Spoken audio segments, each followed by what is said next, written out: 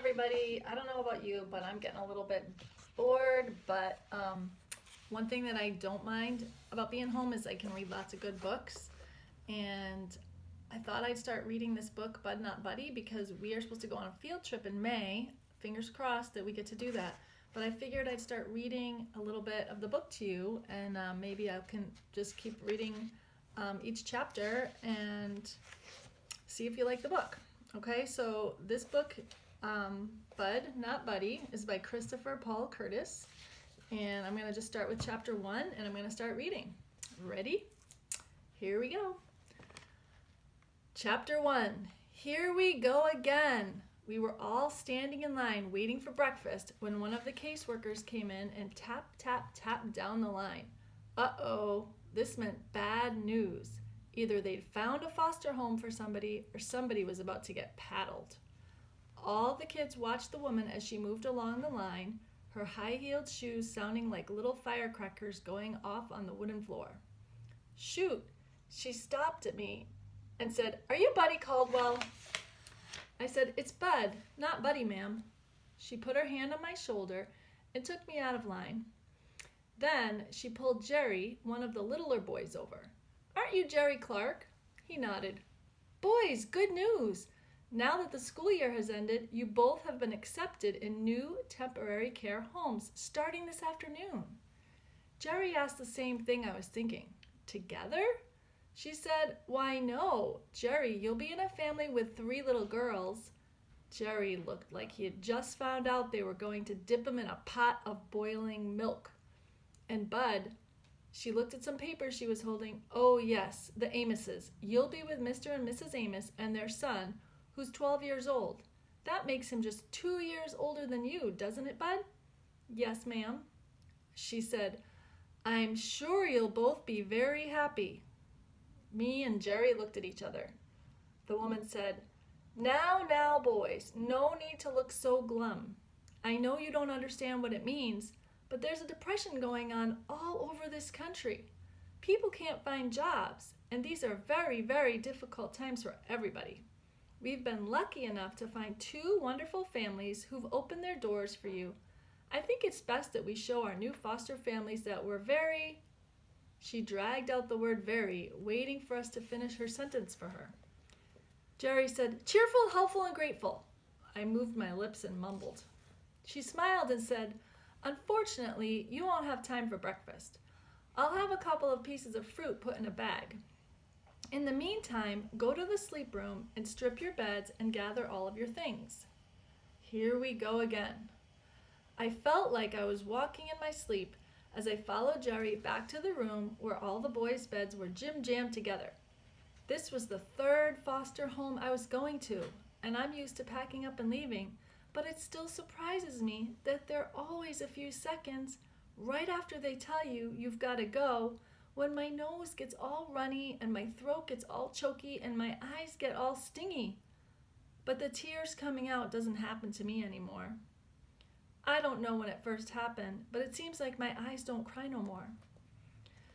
Jerry sat on his bed, and I could tell that he was losing the fight not to cry. Tears were popping out of his eyes and slipping down his cheeks. I sat down next to him and said, "I know being in a house with 3 girls sounds terrible, Jerry, but it's a lot better than being with a boy who's a couple of years older than you. I'm the one who's going to have problems. An older boy's going to want to fight. But those little girls are going to treat you real good. They're going to treat you like some kind of special pet or something." Jerry said, "You really think so?" I said, "I'd trade you in a minute. The worst thing that's going to happen to you is that they're going to make you play house a lot. They'll probably make you be the baby and will hug you and do this kind of junk to you." I tickled Jerry under his chin and said, "Gaga, goo-goo, baby, waby." Jerry couldn't help but smile. I said, "You're going to be great." Jerry looked like he wasn't so scared anymore, so I went over to my bed and started getting ready. Even though it was me who was in a lot of trouble, I couldn't help but feel sorry for Jerry, not only because he was going to have to live around 3 girls, but also because being 6 is a real rough age to be at. Most folks think you start to be a real adult when you're 15 or 16 years old, but that's not true. It really starts when you're around 6. It's at 6 that grown folks don't think you're a cute little kid anymore. They talk to you and expect that you understand everything they mean. And you'd best understand too if you aren't looking for some real trouble, because it's around 6 that grown folks stop giving you little swats and taps and jump clean up to giving you slugs that'll knock you right down and have you seeing stars in the middle of the day. The first foster home I was in taught me that real quick. 6 is a bad time too, because that's when some real scary things start to happen to your body. It's around then that your teeth start coming loose in your mouth. You wake up one morning and it seems like your tongue is the first one to notice that something strange is going on, because as soon as you get up, there's that pushing and rubbing up against one of your front teeth, and I'll be doggone if that tooth isn't the littlest bit wiggly. At first you think it's kind of funny, but the tooth keeps getting looser and looser, and one day, in the middle of pushing the tooth back and forth and squinching your eyes shut, you pull it clean out. It's the scariest thing you can think of, because you lose control of your tongue at the same time, and no matter how hard you try to stop it, it won't leave the new hole in your mouth alone. It keeps digging around in the spot where that tooth used to be. You tell some adult about what's happening, but all they do is say it's normal. You can't be too sure though, because it shakes you up a whole lot more than a grown-up folks think it does when perfectly good parts of your body commence to loosening up and falling off of you. Unless you're as stupid as a lamppost, you've got to wonder what's coming next. Your arm, your leg, your neck, every morning when you wake up, it seems a lot of your parts aren't stuck on as good as they used to be. 6 is real tough. That's how old I was when I came to live here in the home. That's how old I was when Mama died. I folded the blanket and sheet and set them back on the mattress. Then I reached under the bed to get my suitcase. Most of the kids in the home keep their things in a paper or cloth sack, but not me. I have my own suitcase. I set it on the mattress and untied the twine that held it together. I did what I do every night before I go to sleep. I checked to make sure everything was there. The way there are more and more kids coming into the home every day, I had to make sure no one had run off with any of my things. First, I pulled my blanket out and saw that everything was where it was supposed to be. At the bottom of my suitcase were the flyers. I took the blue flyer out and looked at it again. The paper was starting to wear out from me looking at it so much, but I liked checking to see if there was anything I hadn't noticed before. It was like something was telling me there was a message for me on this flyer, but I didn't have the decoder ring to read what it was. Across the top of the flyer, written big black letters, were the words "Limited Engagement." Then, in little letters, it said, "Direct from an SRO engagement in New York City."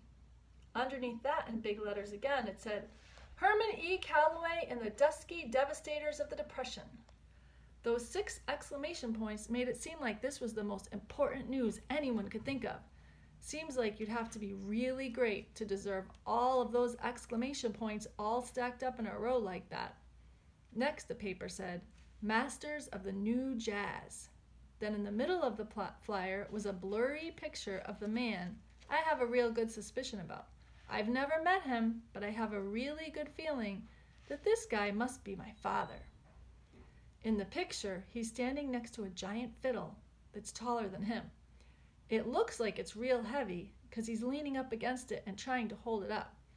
He looks like he's been doing this for a long time, and he must be tired because he has a droopy, dreamy look on his face.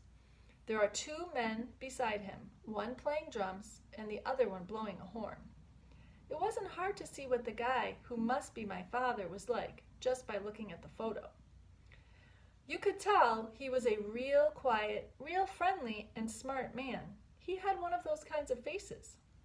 Underneath the picture, someone had written with a black fountain pen, "One night only in Flint, Michigan, at the luxurious 50 Grand on Saturday, June 16th, 1932, 9 until?" I remember Mama bringing this flyer with her when she came from working one day. I remember because she got very upset when she put it on the supper table and kept looking at it and picking it up and putting it back and moving it around. I was only 6 then and couldn't understand why this one got her so upset. She kept 4 others that were a lot like it in her dressing table, but this one got her really jumpy.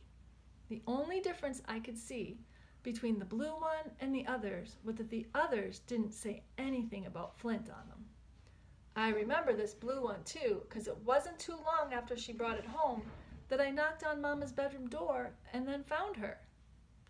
I put the blue flyer back in the suitcase with the 4 other ones and put everything back in its place.